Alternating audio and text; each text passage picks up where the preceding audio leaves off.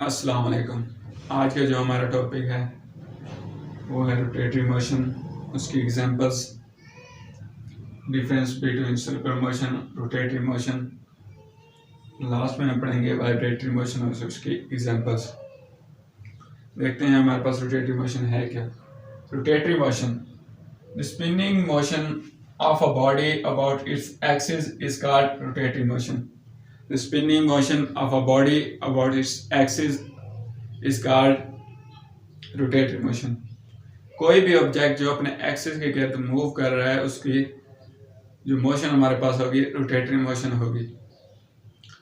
For example मेरे पास ये एक ऑब्जेक्ट है, अब इसकी रोटेटरी मोशन हमारे पास क्या होगी, ये इसका एक सेंटर पॉइंट है।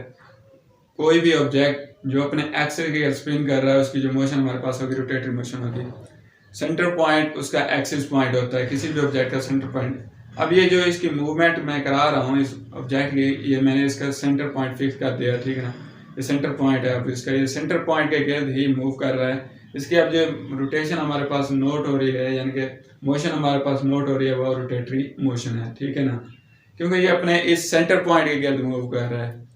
इस सेंटर पॉइंट के गिर्द मूव कर रहा है, इसकी मोशन हमारे पास रोटेटरी मोशन होती है। इसी तरह हमारे पास व्हील हो गया, व्हील की जो हमारे पास मोशन होती है, व्हील के दरमियान के सेंटर में एक एक्सल लगा होता है। साइकिल का व्हील हो गया, बाइक का व्हील हो गया, चाहे कार का व्हील हो गया, वो अपने उस एक्सिस पॉइंट, जो उसका एक्सल होता है ना, वो उसका एक्सिस पॉइंट होता है, सेंटर पॉइंट होता है। सेंटर पॉइंट और एक्सिस पॉइंट सेम ही है, यानी कि सेंटर में जो उसका पॉइंट होता है वो उसका एक्सिस पॉइंट भी कहलाता है, ठीक है ना। अब वो उस व्हील का जो एक्सल होता है वो उसके सेंटर से पास हो रहा है, जो सेंटर उसका होता है वो एक्सिस पॉइंट होता है। जब व्हील मूव करता है तो वो अपने उस एक्सिस या एक्सल के अराउंड ही मूव कर रहा होता है। जो उसकी मोशन हमारे पास नोट हो रही होती है वो रोटेटरी मोशन हो रही होती है, क्योंकि वो उसके अपने एक्सिस के गिर्द ही मूव कर रहा है। इस तरह हमारे पास स्टीयरिंग हो गया, स्टीयरिंग का भी एक्सिस होता है। स्टीयरिंग हमारे पास वो एक एक्सिस के गिर्द मूव कर रहा होता है। स्टीयरिंग की जो मूवमेंट होगी हमारे पास वो भी हमारे पास रोटेटरी मोशन होगी। इस तरह स्पिनिंग ऑफ बॉल, बॉल जब स्पिन कर रही होती है उसकी जो मोशन हमारे पास आती है वो हमारे पास रोटेटरी मोशन होती है, क्योंकि वो अपने एक एक्सिस पॉइंट के गिर्द मूव कर रही होती है। चलते हैं नेक्स्ट टॉपिक में, डिफरेंस बिटवीन सर्कुलर मोशन और रोटेटरी मोशन। यहाँ पे आपको फुल कंसंट्रेट करना होगा, क्योंकि यही पॉइंट है जिससे आपको ये कंसेप्ट क्लियर होगा कि सर्कुलर मोशन क्या होती है और रोटेटरी मोशन क्या होती है। अक्सर बच्चे इसे मिक्सअप कर देते हैं। Motion of body around the another body और या पॉइंट। सर्कुलर मोशन में कोई भी हमारे पास एक बॉडी होती है जो किसी और बॉडी के गिर्द मूव करती है, हरकत करती है। मोशन ऑफ अ बॉडी, हमारे पास कोई एक बॉडी है जो मोशन कर रही है, हरकत कर रही है around the another body. Circular motion में हमारे पास एक बॉडी होती है जो किसी दूसरी बॉडी के गिर्द हरकत करती है या किसी पॉइंट के गिर्द हरकत करती है। लाजमी नहीं है वो बॉडी हो, किसी पॉइंट के गिर्द मूव करती है, ठीक है ना। जबकि रोटेटरी मोशन, हमारे पास रोटेटरी मोशन क्या है, spin motion of a body about its axis. Spin motion, कोई भी ऑब्जेक्ट जो अपने एक्सिस के गिर्द स्पिन कर रहा होता है उसके जो मोशन होगी रोटेटरी मोशन होगी। इसमें एक वही बॉडी होती है, एक ही बॉडी होती है, जो बॉडी होती है वही अपने ही एक्सिस के गिर्द मूव करती है, ना कि किसी दूसरे पॉइंट या किसी दूसरी बॉडी के गिर्द मूव नहीं करती। इसमें ये फर्क है। दूसरा पॉइंट हम ये देखते हैं, body move around centre of another body. Body इसमें दूसरे बॉडी के सेंटर के गिर्द मूव कर रही होती है, जबकि हमारे पास body spin about its own centre. जबकि हमारे पास रोटेटरी मोशन में बॉडी अपने ही सेंटर के गिर्द मूव कर देती है। ये इस बॉडी का सेंटर है ना, अब इसको जो मूव करा रहे हैं अब ये अपने ही इस सेंटर के गिर्द मूव कर रही है ना। अब जबकि सर्कुलर मोशन में हमारे पास क्या होता है, हमारे पास ये एक ऑब्जेक्ट है, ए ऑब्जेक्ट, ये हमारे पास बी ऑब्जेक्ट है। अब ये बी ऑब्जेक्ट जो है सर्कुलर मोशन हमारे पास कैसे शो करेगा, अब ये जब इस ए ऑब्जेक्ट के गिर्द यूं मूव करता रहेगा, ये अब इस बी ऑब्जेक्ट की जो हमारे पास ये हमारे पास बी ऑब्जेक्ट है, ये जो मूवमेंट हमारे पास मूवमेंट नोट की जाएगी, मोशन जो होगी हमारे पास सर्कुलर मोशन होगी, रोटेटरी मोशन नहीं होगी।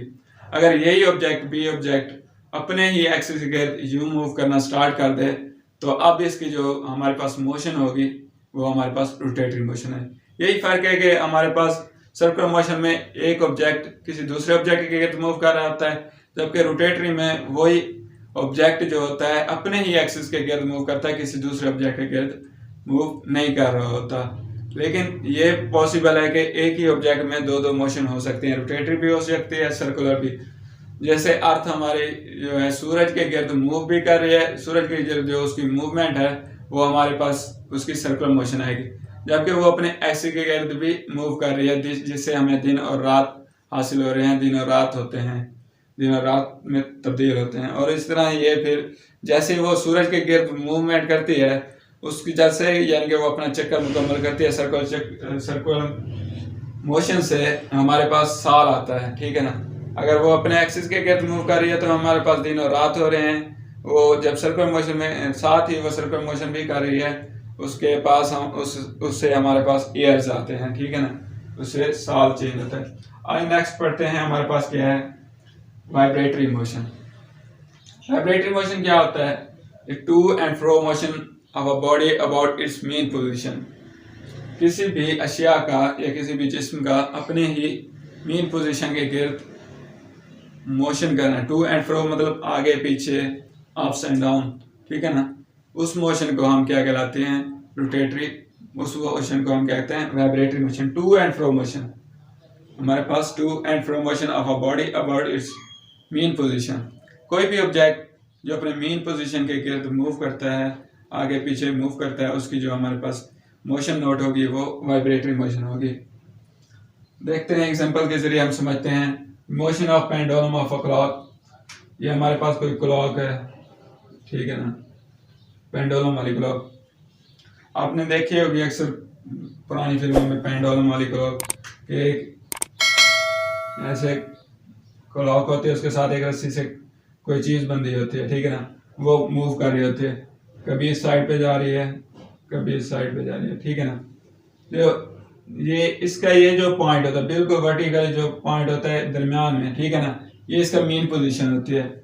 जब ये मूव करती है तो ये इसी मेन पोजीशन के गिर्द मूव करती है। ये इसका मैक्सिमम पॉइंट हो गया, ये भी मैक्सिमम, ठीक है ना। ये अब जब इस तरफ जाती है तो एक मैक्सिमम पॉइंट से होकर फिर दोबारा मेन पोजीशन पे जाती है, फिर मेन पोजीशन जाके फिर दूसरी मैक्सिमम पॉइंट पे जाती है। इसी तरह यानी कि अपनी रोटेशन कंटिन्यूअसली अपने एक्सिस के गिर्द ही रखती है, ठीक है। इसकी जो मोशन होती है वो हमारे पास क्या कहलाती है, वाइब्रेटरी मोशन, क्योंकि इसकी टू एंड फ्रो मोशन है, यानी कि अपने मेन पोजीशन से पीछे जा रही है और मेन पोजीशन आगे जा रही है, पीछे और आगे जा रही है। ये इसके बैक साइड हो गए, ये इसके फ्रंट साइड हो गए, ठीक है ना। इसी तरह ये मूव कर रही है। इस तरह हमारे पास मोशन ऑफ स्विंग, झूले की जो मोशन है। अब झूला जो होता है हमारे पास इस तरह ऐसे समझिए, ठीक है ना, ये झूला है। अब ये ऐसे खड़ा है, जब आप इस पे बैठेंगे और कोई झुलाएगा तो ठीक है, पहले आप ऐसे पीछे ले जाते हैं, झुलाते हैं, फिर छोड़ते हैं यूं। तो अब वो उसका जो मोशन हो रही है उसका एक्सिस पॉइंट तो ये है ना, अब वो उसी एक्सिस पॉइंट के गिर्द यूं मूव जा रहा है और इस तरह जा रहा है, पीछे जा रहा है और आगे जा रहा है, पीछे जा रहा है आगे जा रहा है। इस तरह उसकी जो मोशन हमारे पास आ गई झूले की, वो भी हमारे पास वाइब्रेटरी मोशन होगी, ठीक है ना। किसी भी ऑब्जेक्ट का अपने ही एक्सिस मेन पोजीशन के गिर्द मूव करना, मेन पोजीशन से आगे पीछे जाना, वो हमारे पास क्या कहलाती है, वाइब्रेटरी मोशन। इसे मोशन ऑफ सीसा।